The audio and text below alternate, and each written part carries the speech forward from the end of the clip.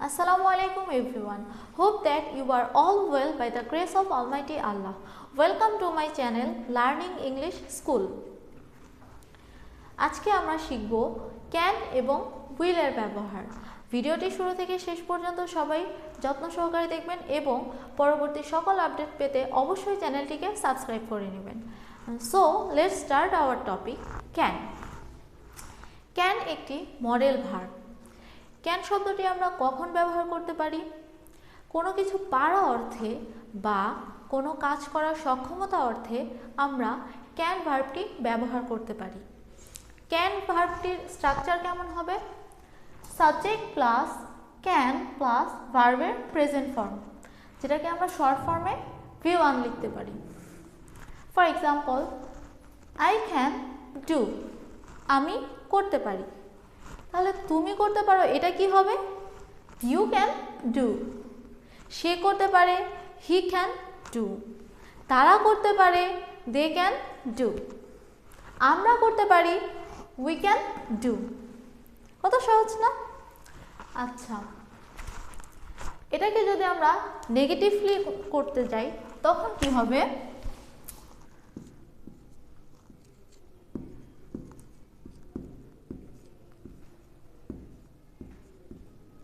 Subject plus cannot, অথবা এটাকে যদি আরেকটু শর্ট করে করতে যাই তাহলে কি হবে? কান্ট।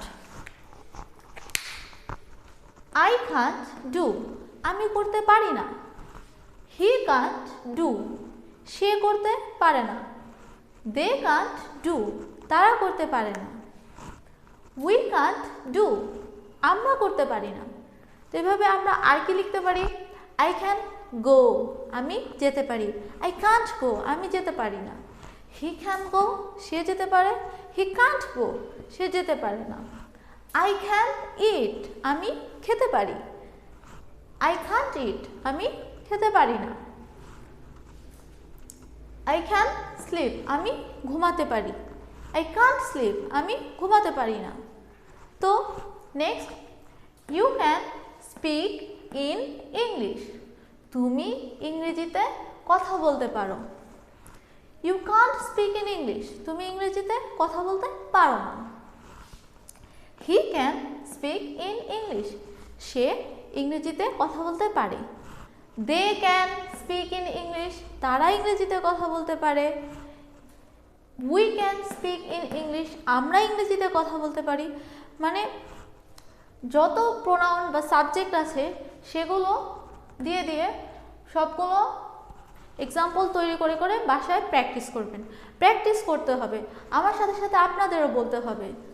তাতে করে আপনার ফ্লুয়েন্সিটা বাড়বে এবং কোনো প্রবলেম হবে না। We can go to school, আমরা স্কুলে যেতে পারি। We can't go to school, আমরা স্কুলে যেতে পারি না। She can go to school, সে স্কুলে যেতে পারে। She can't go to school, সে স্কুলে যেতে পারে না। হি ক্যান প্লে ফুটবল, সে ফুটবল খেলতে পারে।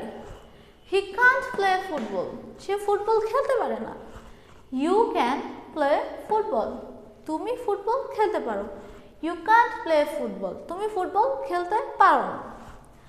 আই ক্যান প্লে ক্রিকেট, আমি ক্রিকেট খেলতে পারি। ইউ ক্যান প্লে ক্রিকেট, তুমি ক্রিকেট খেলতে পারো। শি ক্যান কুক বিরিয়ানি, সে বিরিয়ানি রান্না করতে পারে। শি কান্ট কুক বিরিয়ানি, সে বিরিয়ানি রান্না করতে পারে না।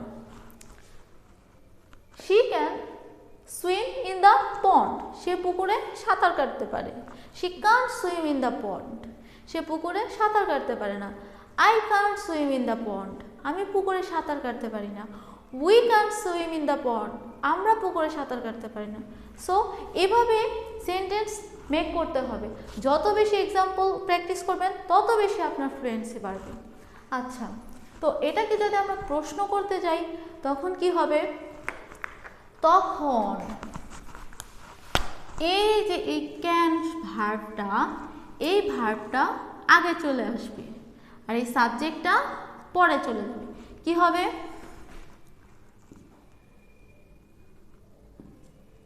Can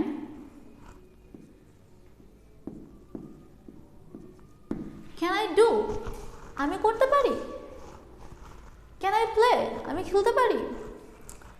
can you speak in English, তুমি ইংরেজিতে কথা বলতে পারো। উত্তরে কি বলবেন? Yes I can speak in English, আমি ইংলিশে কথা বলতে পারি। নো, আর যদি না হয় no I can't speak in English, আমি ইংলিশে কথা বলতে পারি না। We can go to school, আমরা স্কুলে যেতে পারি। Can we go to school, আমরা কি স্কুলে যেতে পারি? বলবে yes we can go to school, আর যদি না হয় no we can't go to school. Can he play football, সে কি ফুটবল খেলতে পারে? ক্যান শি কুক বিরিয়ানি, সে কি বিরিয়ানি রান্না করতে পারে? সো এভাবেই সবগুলো হবে। এবার আমরা চলে আসি উইল ভার্বের ক্ষেত্রে। উইলও একটি মডেল ভার্ব। উইল ভার্বটি আমরা কখন ব্যবহার করি? ভবিষ্যতে কোনো কাজ করার অর্থে আমরা উইল ভার্বটি ব্যবহার করতে পারি। উইল এর স্ট্রাকচার কি হবে? Same as can modal verb, subject plus will plus ভার্বের প্রেজেন্ট ফর্ম। এখন এক্সাম্পল হিসেবে আমরা দেখতে পারি I will go to school, আমি স্কুলে যাব। উইল দিয়ে তৈরি করা সেন্টেন্সের ক্ষেত্রে বাংলা বাক্যে ভার্বের শেষে একটা বাংলা শব্দ ব যুক্ত থাকবে, যেমন যাব, করব, হব, খাবো, ঘুমাবো এক্সেট্রা। তো আমরা যদি এটাকে আবার নেগেটিভ হিসেবে নিয়ে যাই, সেম এস ক্যান, কি হবে? এই উইল ভার্বটি সাবজেক্টের আগে চলে আসবে। Will I go to school, কি হবে? Will I go to school, আমি কি স্কুলে যেতে পারি? Yes I will go to school, আমি স্কুলে যেতে পারি। আর যদি না হয় তাহলে কি হবে? No I won't go to school. হ্যাঁ, এক্ষেত্রে একটা জিনিস কি হবে, উইলের ক্ষেত্রে আমরা উইল নট লিখতে পারি, আবার ওন্টও লিখতে পারি, WONT,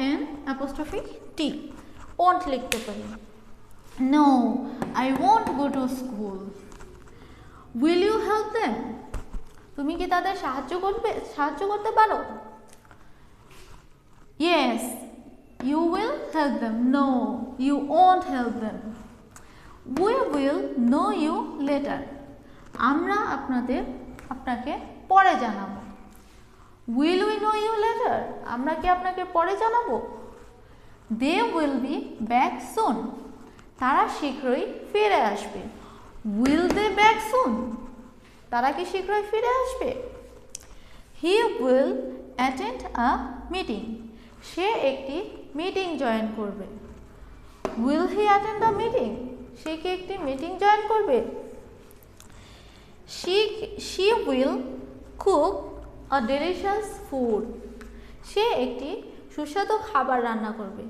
will she cook a delicious food, সে কি একটি সুস্বাদু খাবার রান্না করবে। এভাবে আমরা বলতে পারি he can go to the party, সে পার্টিতে যেতে পারে। can't he go to the party, সে কি পার্টিতে যেতে পারে। I can't sleep, আমি ঘুমাতে পারছি না। I can't sleep, can I sleep, আমি কি ঘুমাতে পারি।